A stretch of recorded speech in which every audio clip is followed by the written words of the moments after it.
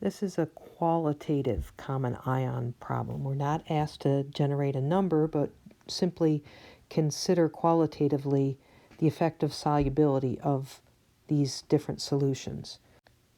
Lead chloride dissociated in solution gives us lead 2 plus and 2 chloride ions.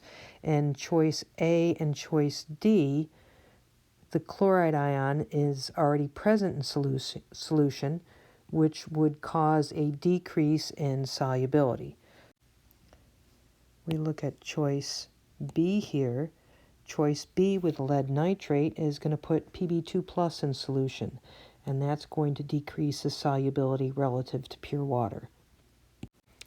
Choice C, nitric acid. When we put nitric acid in solution, we're generating H plus and NO3 minus ions in solution. Neither ion affects the solubility because neither ion is in common with this equilibrium.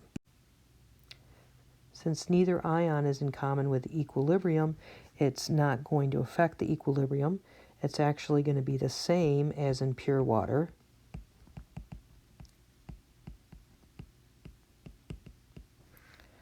So lead chloride is most soluble in a solution of nitric acid.